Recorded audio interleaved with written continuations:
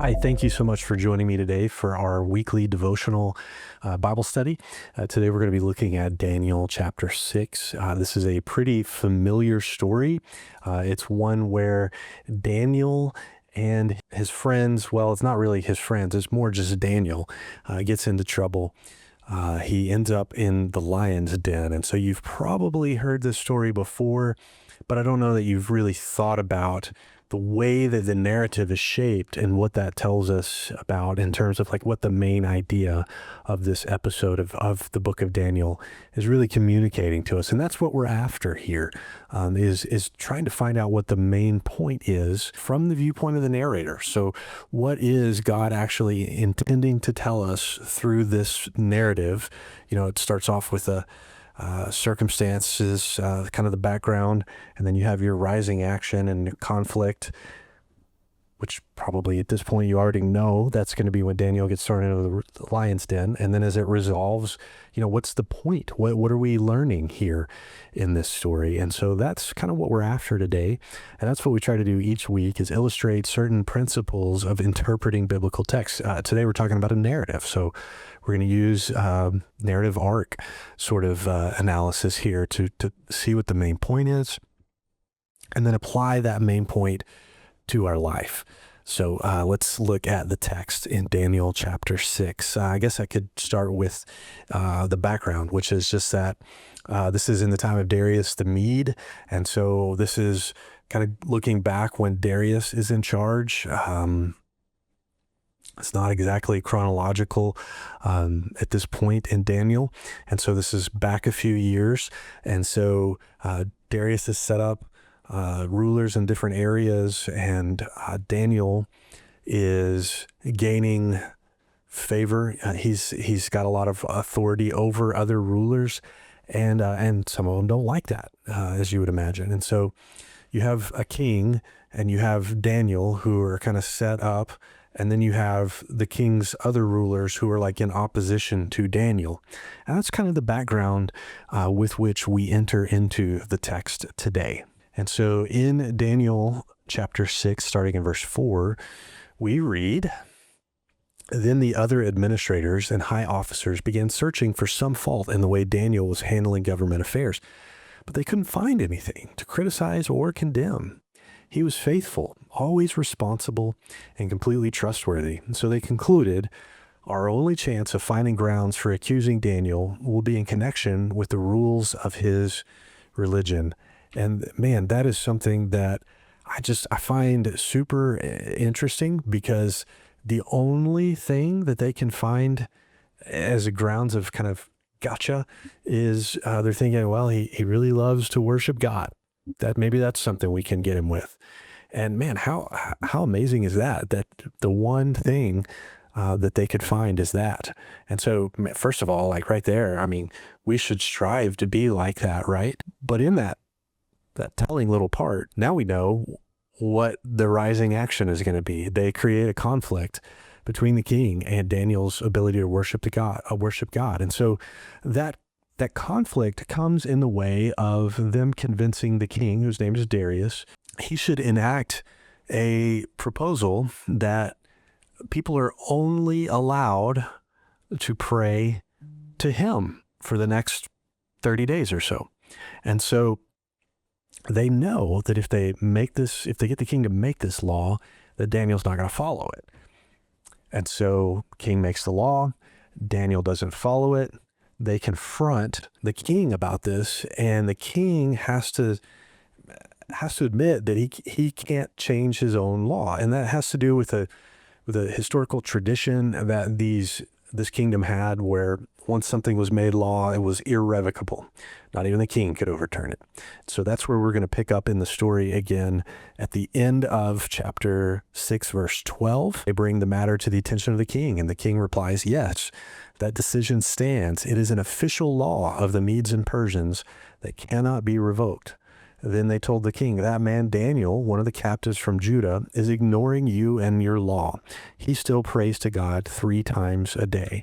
So now the narrative tension is ratcheting up. It's like you're going up the roller coaster and you're anticipating what's coming next. And so the king is kind of caught in the middle of this, and he realizes that they've tricked him into what's going on, but he feels powerless over this. And so now the tension behind the tension is really, you have on the forefront the administrators and rulers against Daniel, and then you also have this king who's feeling completely powerless, which is kind of ironic that the king would be the one feeling powerless. And so that kind of enables the narrator to make us as readers and interpreters wonder, okay, so if the king's not really in charge, who is in charge? Who is in control of things, right? That's the question. That's the what the alarm bells start sounding or asking us, who's really in charge here then?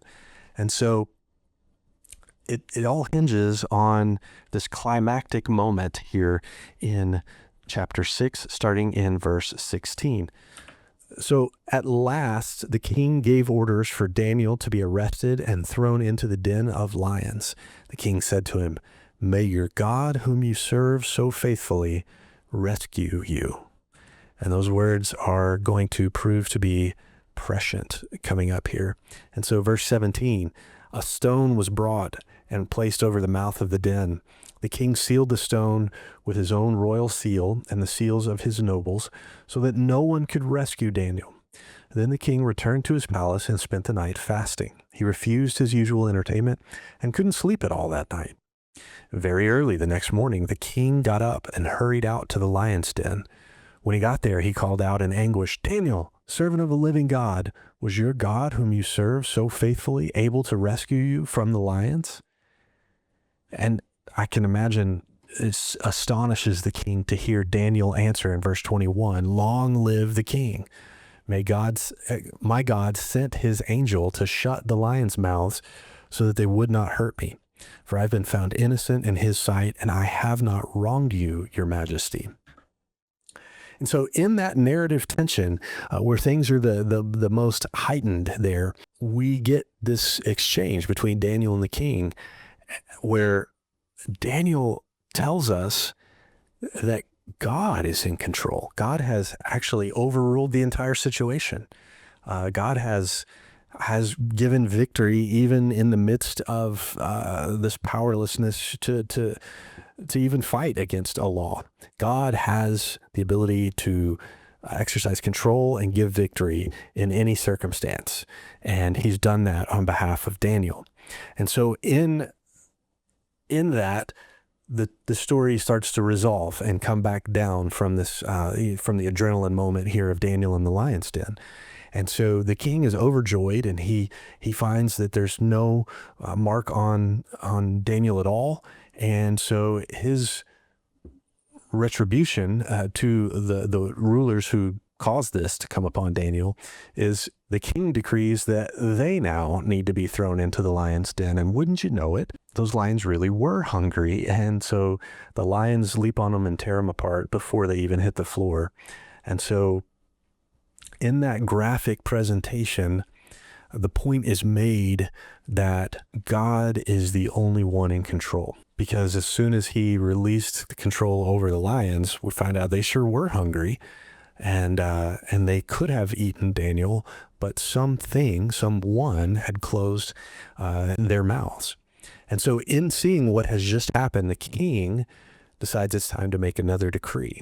And this time he decrees, "I decree that everyone throughout my kingdom should tremble with fear before the God of Daniel, for he is the living God, and he will endure forever. His kingdom will never be destroyed, and his rule will never end."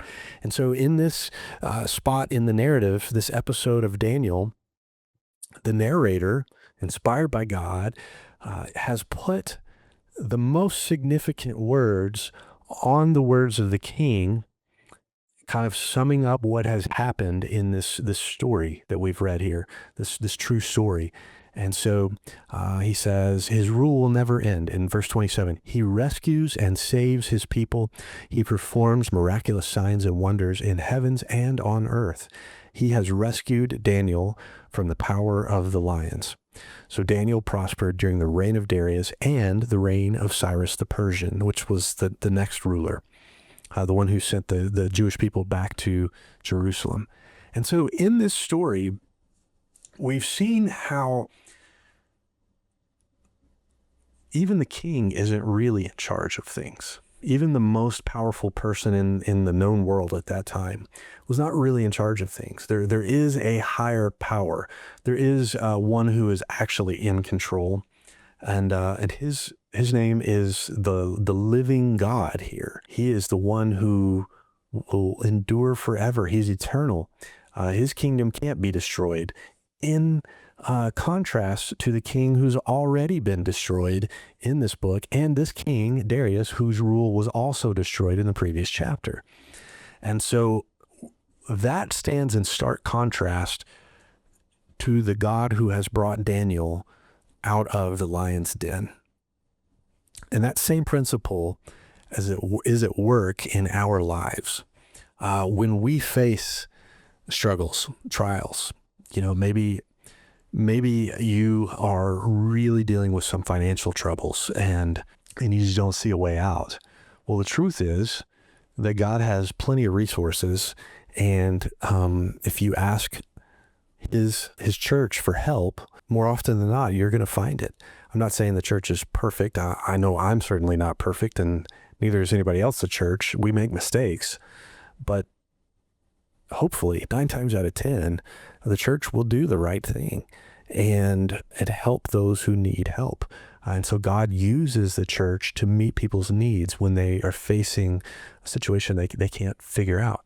I know of people who have, in fact, I had a student just a couple of weeks ago who was diagnosed with a specific medical diagnosis, shows up on images. They go in for a surgery, having prayed, asked a lot of people to pray.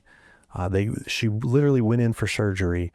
They redid the scans to see exactly where they needed to remove masses from, and there were no masses there. And so they ran them again and found nothing. And so she's completely healthy after having been given a horrible diagnosis. And so it's instances like that where we see that God is the same yesterday in the book of Daniel and today in our lives in the 21st century. He is the one in control, not the president of the United States, not the president of the European Union, not the dictator in Russia or North Korea or wherever. They can make a lot of noise. They can gain a lot of headlines, but they are not in control. The Lord God Almighty is in control, and his rule will never end. And he's the one in whom we can trust to deliver us and to rescue and save us as his people. And so I hope that you'll think about that this week, that whatever situation you're in, to stand firm as Daniel did. Have faith that God will bring you through it, even if the way that God brings you through that struggle is to usher you into his presence in eternity. That's a possibility we don't often think of as being a solution, but God uses all kinds of things. And so I just challenge you to look for where God is working in your life this week and trust him to take care of you in the way that he has taken care of his people for thousands of years. I hope you have a wonderful week, and I'll see you again next time. If you want to talk to me through email, you can reach out to me, justin@greenwood.church, or you can just come find me in between one of our worship services. I even had somebody come up to me and talk to me in Chili's this week when I was there with my son and just talk after we had dinner. And so that would be great. I'd love to talk to you about the book of Daniel or about anything else that it is you want to talk about. I'll see you again soon.